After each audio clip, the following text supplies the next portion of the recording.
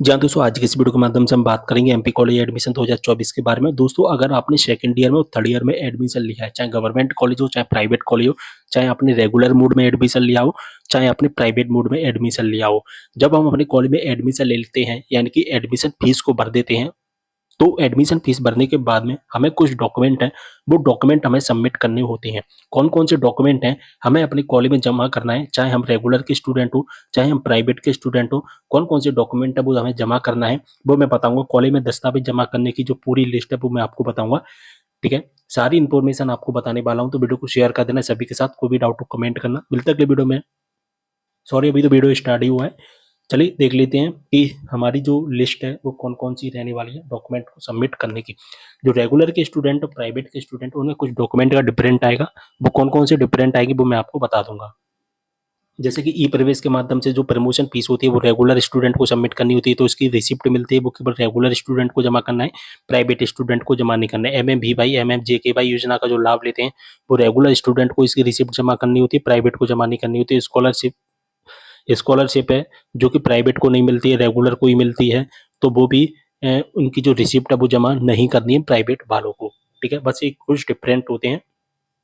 MP के student का आपको पता है ई प्रवेश के माध्यम से ई प्रवेश वेबसाइट के माध्यम से आपका सेकंड और थर्ड ईयर में एडमिशन होता है। इसका हमें फर्स्ट इंस्टॉलमेंट यानी कि 530 रुपये सबमिट करना पड़ता है, और बाकी का जो पेमेंट होता है वो हमें कॉलेज में जब डॉक्यूमेंट जमा करते हैं उस टाइम पर ही हमें देनी पड़ती है। तो आपने 530 रुपये जमा कर दी होगी, ठीक है। इसके बाद में डॉक्यूमेंट की जो लिस्ट रखी गई है यहाँ पर, जो इम्पोर्टेंट डॉक्यूमेंट हैं वो हमारे डॉक्यूमेंट 10वीं क्लास और 12वीं क्लास की तो जो मार्कशीट होनी चाहिए, साथ ही आपकी लास्ट ईयर की मार्कशीट।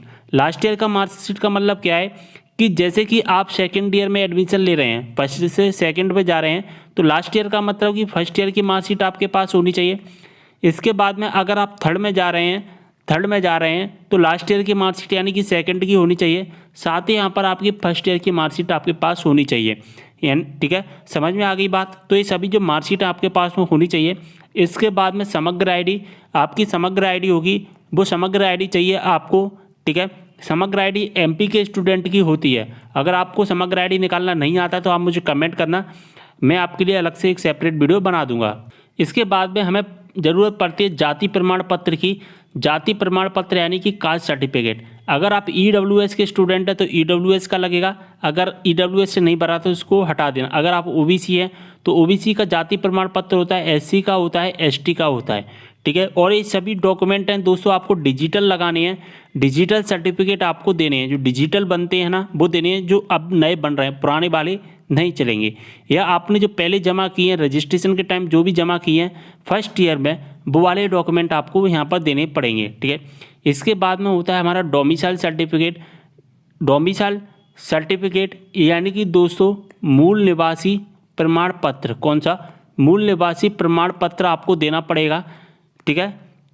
आप किसी भी स्टेट के हों, आपका डोमिसाइल लगता है, आपने फर्स्ट ईयर में दिया होगा, आपको पता होगा। इसके बाद में इनकम सर्टिफिकेट आपको देना पड़ेगा। आप किसी भी कास्ट के हों, इनकम सर्टिफिकेट सबका लगता है, जो आपने फर्स्ट ईयर में दिया था वहीं आपको देना पड़ेगा, ठीक है। इसके बाद में आप अपने पास में फ़ोटो तैयार रखना, 5 से 6 फ़ोटो आप अपने पास तैयार करना। साइन तो वहाँ पर आप कर ही दोगे, और एक आधार कार्ड भी ले जाना, ठीक है, आधार कार्ड की फ़ोटोकॉपी करवा कर। इसके बाद में दोस्तों आपको जो अगला काम करना है फीस रिसिप्ट का, ठीक है। यहाँ पर जो इम्पोर्टेंट डॉक्यूमेंट है वो देखना, ठीक है। यहाँ पर इम्पोर्टेंट डॉक्यूमेंट है, पहले हम फीस रिसिप्ट का देख लेते हैं। तो फीस रिसिप्ट, अब फीस रिसिप्ट का मतलब क्या है? अभी मैंने क्या आपको बताया कि सेकंड और थर्ड ईयर में एमपी में ई प्रवेश वेबसाइट से एडमिशन्स होते हैं, और इसकी आपको फर्स्ट इंस्टॉलमेंट जमा करनी होती है। अब दोस्तों फर्स्ट इंस्टॉलमेंट कितना जमा हो रहा है? 530 रुपये। आपकी जो टोटल फीस होती है उसका 530 रुपये आपको जमा करना पड़ता है। तो ई प्रवेश वेबसाइट से आपने जो पेमेंट किया है 530 रुपये का, उसकी रिसिप्ट आपके पास में होनी चाहिए, ठीक है। या आपने किसी योजना का लाभ लिया था, जैसे कि मुख्यमंत्री जन कल्याण सम्मान योजना का लाभ लिया हो, या मेधावी विद्यार्थी का लिया हो, तो वहाँ पर आपने 40 रुपये जमा किए होंगे, तो वो फीस रिसिप्ट आपको देनी पड़ेगी। अब फीस रिसिप्ट कौन सी होती है, चलिए मैं आपको बता देता हूँ। उससे पहले यहाँ पर हम देख लेते हैं 8वें नंबर के में आपको कौन सा डॉक्यूमेंट लगेगा? एमएमवीवाई यानी कि मुख्यमंत्री मेधावी विद्यार्थी योजना। जिन्होंने 40 रुपये का पेमेंट किया है ना, केवल उनको ये कार्ड लगानी है, यानी कि एक कार्ड, संबल कार्ड या मुख्यमंत्री मेधावी विद्यार्थी का कार्ड आपके पास में होगा, आपने फर्स्ट ईयर में बनवा लिया होगा, ठीक है। तो जिन्होंने केवल 40 रुपये का पेमेंट किया है, केवल उनको ही ये देना है। जिन्होंने 530 का पेमेंट किया है, उनको 8 नंबर वाले इन डॉक्यूमेंट से मतलब नहीं है। इसके बाद में कोविड का वैक्सीनेशन सर्टिफिकेट लगा देना, अगर मांगते हैं तो, अगर नहीं मांगते तो फिर आप इसको छोड़ सकते हैं। बस उन डॉक्यूमेंट्स के अलावा हमें कुछ और डॉक्यूमेंट्स भी देने हैं, जैसे कि 10वें नंबर पर हमारा एबीसी आईडी होगा।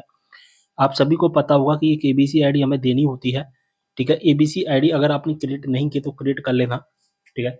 इसके बारे में मैंने एक वीडियो बना रखा है अपने चैनल पर, होम टैब पर आपको वीडियो मिल जाएगा, एबीसी आईडी कैसे बनानी है, ठीक है। मैंने पूरी प्रोसेस बताई है उसमें कि एबीसी आईडी में कैसे बनानी होती है। उस वीडियो को देखने के बाद आप एबीसी आईडी बनाना सीख सकते हैं। अगर आपकी एबीसी आईडी बनी है तो फिर आपको सबमिट कर देना है कॉलेज में, अगर कॉलेज वाले मांगते हैं तो, ठीक है। इसके बाद में अगर हम बात करें स्कॉलरशिप फॉर्म, ठीक है, स्कॉलरशिप फॉर्म, अगर आपने स्कॉलरशिप फॉर्म भर दिया है तो सबमिट कर देना। अगर आपने स्कॉलरशिप फॉर्म नहीं भरा है तो बाद में सबमिट कर देना, यानी कि आपको स्कॉलरशिप फॉर्म की जो रिसिप्ट होती है उसको सबमिट करना होता है, इसलिए मैंने आपको बता दिया है, नहीं तो आप बाद में ध्यान भूल जाओ, ठीक है। इसके बाद में हमें सेकंड इंस्टॉलमेंट फीस सबमिट करनी होती है, जैसे कि अभी हमने क्या किया है, 530 रुपये फीस सबमिट की है, 530 रुपये, ठीक है। तो 530 रुपये सबमिट किए, वो हमारी कितनी है, वो हमारी फर्स्ट इंस्टॉलमेंट है। अब हमें दूसरी किस्त भी देनी पड़ेगी, यानी कि मान के चलिए कॉलेज की 2000 रुपये फीस है, जिसमें से अभी केवल हमने 500 रुपये जमा किया है, बाकी के जो 1500 रुपये है वो भी तो हमें सबमिट करना है ना, तो उसे ही हम सेकंड इंस्टॉलमेंट कहते हैं। तो जो सेकंड इंस्टॉलमेंट कहिए या आप कहिए शेष फीस, तो वो शेष फीस भी हमें देनी पड़ेगी, ठीक है। तो शेष फीस देनी है हमें कॉलेज में, तो ये सभी चीज़ें हमें देनी है, और कंप्लीट करने के बाद हमारा जो एडमिशन है वो 100% कंप्लीट हो जाएगा, ठीक है। सारी चीज़ें मैंने आपको समझा दिया, कोई भी डाउट हो कमेंट करना। इंस्टाग्राम पर भी फॉलो कर लेना, लिंक आपको डिस्क्रिप्शन बॉक्स में मिल जाएगा।